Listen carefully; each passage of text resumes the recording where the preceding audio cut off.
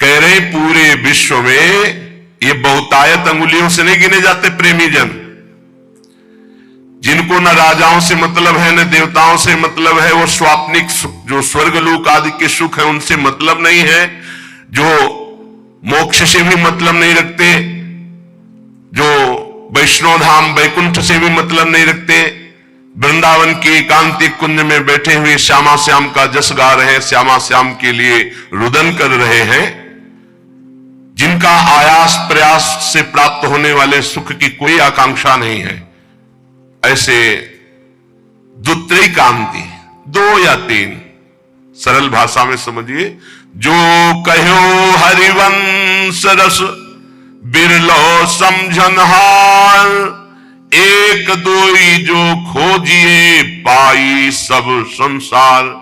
संपूर्ण संसार में एक दो है। एक बार भगवान वल्लभाचार्य जी से उनके एक प्रिय धनी शिष्य ने कहा, आज हमारी इच्छा है कि 100 विद्वान ब्राह्मणों को भोजन कराएं। बोले बहुत सुंदर, यदि एक 12 तिलकधारी कंठीधारी आचार्य परंपरा से युक्त वैष्णव को पवा दो तो 100 ब्राह्मणों को पवाने का फल प्राप्त हो जाएगा। ओहो, ऐसा वैष्णव की तो प्रभु हम 100 वैष्णव पवाएंगे। तो उनका एक अश्रुपूरित, आंखों से अश्रु बह रहे, शरीर पुलकित है, कंठ गदगद है और नाम में रत है, ऐसे प्रेमी महाभागवत को पवा दो तो 100 वैष्णवों के पवाने का तुम्हें फल प्राप्त होगा। तो बोले भगवान 100 प्रेमियों को पवा देते हैं। तो वल्लभाचार्य जी के आंसू आ गए, प्रेमी 100 नहीं, प्रेमी तो 1-2 ऐसे मिलते हैं। कैसे प्रेमी?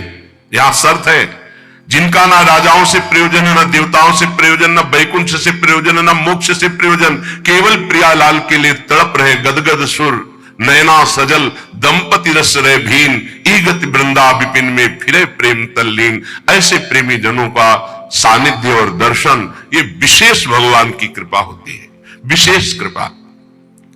श्रीपाद कह रहे दुखान्नेव सुखानि, ये प्रेम प्रेम, विद्य यशो जानी कीर्तिम परा, मन्ने था अधमश्च दुष्परिभवान सम्मानवत् सत्तमयी, दैन्यान्नेव महाविभूतिमति सल्लाभान लाभान सदा, पापान्नेव च पुण्यमस्ति यदि ते वृंदावनम जीवनम। अगर प्रेम प्राप्ति करना है तो दुखों को गले लगाना सीखो, सच्ची कहते हैं। फिर हृदय की बात कहते हैं, जब सब दुख एक साथ घेरते हैं तभी प्रेम के सहने की सामर्थ्य आती, ध्यान रखना। इस प्रेम को भयानक विपत्ति और रोगों से युक्त करके ही सहा जा सकता है, अन्यथा नहीं। ये सबकी समझ में नहीं आएगा, भयभीत मत होना। इसका समन ही होता है भयानक कष्ट में। भयानक कष्ट की स्थिति में ही प्रेम का समन होता है। वो चाहे जैसे स्वस्थ शरीर वाला हो, जहां प्रेम का प्रादुर्भाव होगा, भारी बाहरी विपत्ति और आंतरिक, तभी वो प्रेम का समन होता है, उसका पारा चढ़ता है और भगवान को अधीन कर लेता है। ये लिखा पढ़ी की बात नहीं कह रहे, हृदय की बात कह रहे हैं। वैसे भी भगवान ने युधिष्ठिर जी से कहा, जिस पर मैं परम कृपा करता हूं उसका सर्वनाश कर देता हूं। चाहिए परम कृपा? जिस पर परम कृपा करता हूं सर्वनाश कर देता हूं, यह शब्द है। क्या सर्वनाश करता हूं?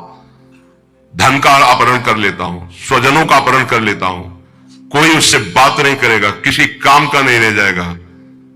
तब उसका सीधा अर्थ भाव मेरे से होता है और फिर मैं उसे निहाल कर देता हूं। हिम्मत हो तो कूदो अखाड़े पे। नारायण अति कठिन है हरि मिलन की बाट, या में पग पीछे धरे प्रथम शीश दे काट। तो आप कहोगे फिर भक्ति करना ही नहीं। यहां चरम सीमा की बात प्रेम की हो रही। श्री कृष्ण का प्रेमी ऐसा वैसा नहीं होता, टिकुली बुंदा वाला नहीं होता, चूड़ी भांगरा वाला नहीं होता, वो परमहंस होता है। इनसे श्री कृष्ण रीझने वाले नहीं। चमड़े की चिकनाहट से अज्ञानी रीझता है, ज्ञानी नहीं हो तो ज्ञान समुद्र है सच्चिदानंद। ये जो बहुत बुरी तरह से वो तो अपने सब दर्शन होते हैं। जब सुबह मंगला में आते तो सब प्रकार के भगवान के दर्शन होते, विराट रूप के, छोटा बड़ा मंझोला रुद्र प्रेमी सब तरह के दर्शन होते। तो उसमें जैसे अब वो जो लाल लाल ऐसे तो बहुत ही बुरा लगता है, ऐसे तो धो के मुंह खड़े हो जाते तो अच्छा लगता। अरे इस शरीर को सजाने से श्री कृष्ण मिलते भैया। बढ़िया रज यमुना किनारे के मुंह में लगा के आते तो दर्शन मात्र से हृदय शीतल हो जाता, निष्पाप हो जाते हैं ऐसे दर्शन से। जैसे कुछ साधक ऐसे करके ऐसे दर्शन मात्र से निष्पाप हो जाओ, क्योंकि वो रज लगी जो शिव शनकादि की याचना करते हैं। कुछ ऐसे उपासक जिनको कहते हैं कि रज लगाइए मस्तक पर भरकर, तो उनको बेइज्जती लगती है। ऐसे पतला और गोरा चिकना शरीर रख लो, इसको रखे रहना, इसकी दुर्दशा होगी। अभी नहीं मान रहे हो ना? ये बाल तो नहीं मुड़वा सकते, बाल नहीं, एक भी शरीर का कोई अंश तुम्हारा ठीक नहीं बचेगा, आग लगा दी जाएगी इस शरीर में जितना दुलार करते हो। मान लो अभी मान लो तो जान जाओगे तो पा जाओगे, फिर कुछ पाना बाकी नहीं रहेगा। मान लो इस चमड़ी और दमड़ी से जिसने अपनी प्रीति हटा दी वही प्रिया प्रीतम से प्रीति कर पाता है। रुपया, भोग, शरीर यही बाधक है भगवत प्राप्ति में, यही समझना है। दुखान्य व सुखानि, इस मार्ग का उपासक दुख को सुख मान करके चलता है। ये बहादुरों का मार्ग है। हम तो धन्यवाद देते हैं कि आप ऐसा सत्संग सुन रहे हैं, नहीं तो प्राय इतना दान करो तो ये मिलेगा, इतना करो तो ये मिलेगा, यही सुनने के लिए तैयार है। लेकिन ये आप सुन रहे हैं, हमारे ऊपर बड़ी कृपा कर रहे हैं, क्योंकि आप सुन रहे हैं तो सुनाने का उत्साह बढ़ रहा है। इसे सुनने की योग्यता खो दी है।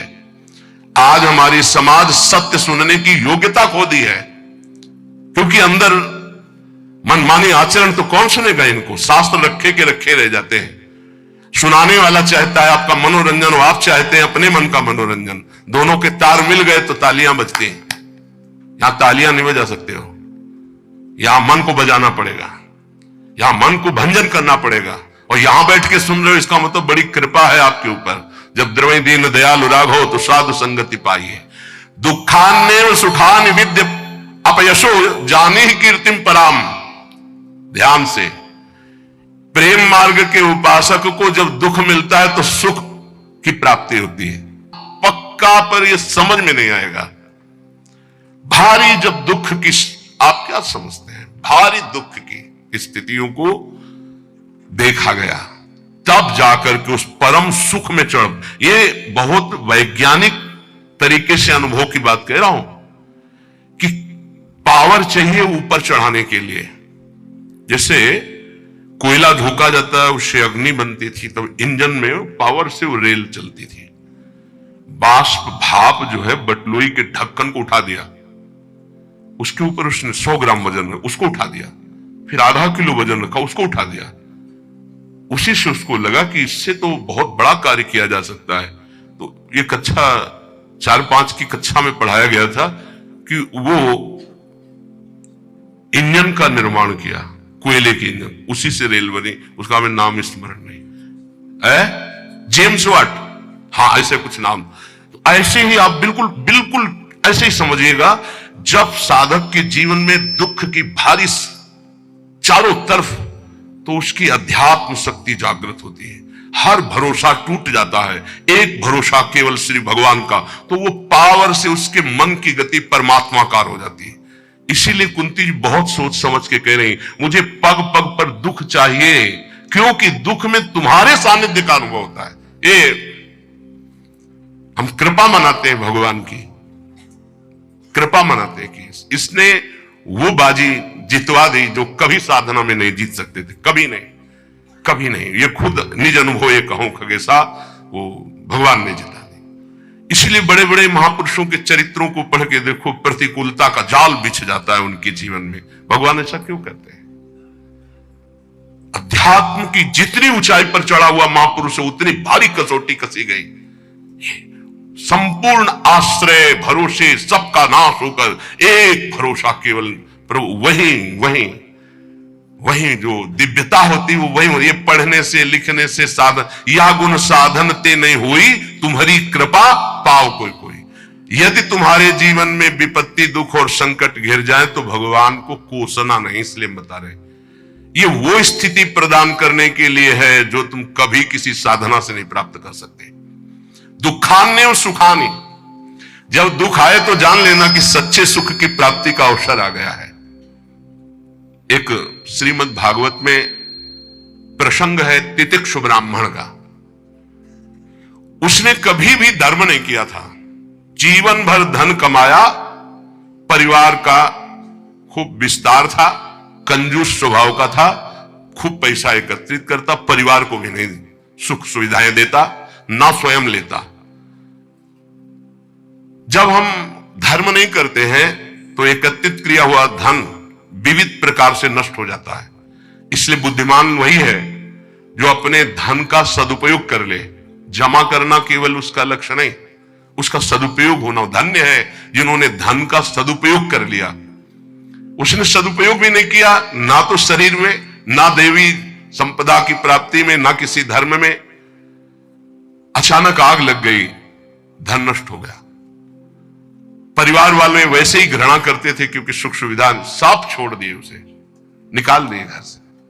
संपत्ति का नाश, कोई मित्र नहीं, कोई व्यवहारी नहीं। बड़ी अद्भुत घटना श्री कृष्णचंद्र जी उद्धव जी को सुना रहे। अब उसके मन में आया कि अरे, पूरा जीवन जिस परिवार के लिए कोई मेरा नहीं, जो धन कमाया वो तो भस्म हो गया, अब क्या? शरीर तो वृद्ध है, अब क्या?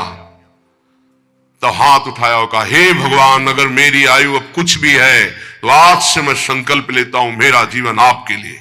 और इतना बड़ा महात्मा हुआ कि भगवान उसका यश गा रहे, पर देख लो उसके लोग उसको थूकते, पीटते, मारते, उसको सह करके वो ऐसा ब्रह्म ऋषि बना कि भागवत में उसकी चर्चा है।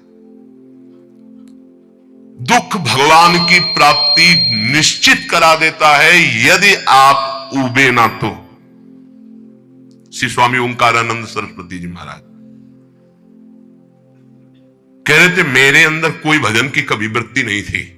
मैं एक कपड़े का व्यापारी, नई अवस्था, आसपास कपड़े की दुकान थी, मेरी दुकान ज्यादा चलती थी। उन लोगों ने हमसे द्वेष कर लिया और रास्ते में घेर करके हमें बहुत मारा, जूतों से, थप्पड़ से, खून खच्चर कर दिया। जब मैं घर गया कपड़े भीजे हुए खून से, परिवार वाले बहुत रोए कि ऐसा। मैं कुछ किसी से नहीं बोला, सह गया। पर उन लोगों में एक था बहुत ही दुष्ट, उसने 2-3 दिन बाद फिर अकेले मुझे मारा। तब मेरे दिमाग में आया कि कब तक पीटता रहूंगा, अब इसको मैं मारूंगा। तो व्यापारी था ही, मैंने करौली खरीदी, उन्हीं के बिल्कुल यथावत शब्द, करौली खरीदी, और रास्ते में जहां मुझे पीटा था वहीं खड़ा हो गया।